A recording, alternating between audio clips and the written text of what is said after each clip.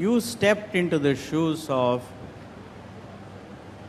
probably India's finest industrialist, JRD. The first day when you sat in his chair, what were your feelings? The feeling was of great confusion, actually.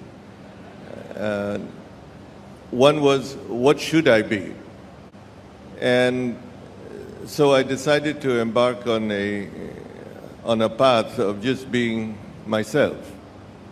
And, humorously, I must tell you that I went through, that confusion wasn't only in my mind, because Jay never left the office.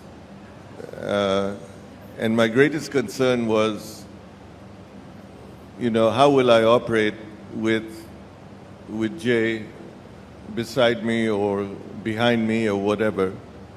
And very often when he walked into the boardroom, he would sit in the chairman's chair. And then 5 minutes later, he'd say, "Oh, I shouldn't have been here." And then you'd play musical chairs in the boardroom. So in many ways, there was, almost public confusion.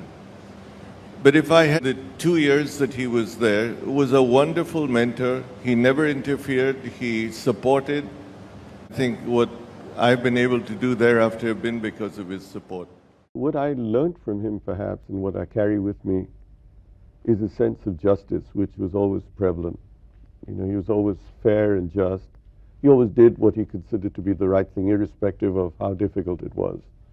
And he stood up for principles, and he stood by people. He stood by me when I was in trouble in Nelco. So his value system, his simplicity, his sense of justice were all things that I think have stayed with me. And I hope I can emulate them even half as well as he was able to do through his life. Now, full-time chairman of the trust, it has changed my viewpoint on many of the areas that I was concerned with.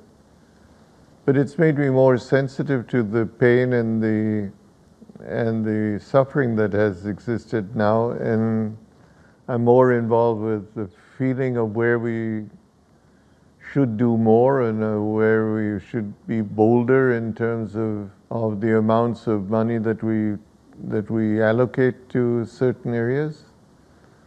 And it's also made me more sensitive to the likely abuse. So I changed my view on some NGOs compared to what they look like at a distance, and concerned myself more with some of the misery that I did not see before.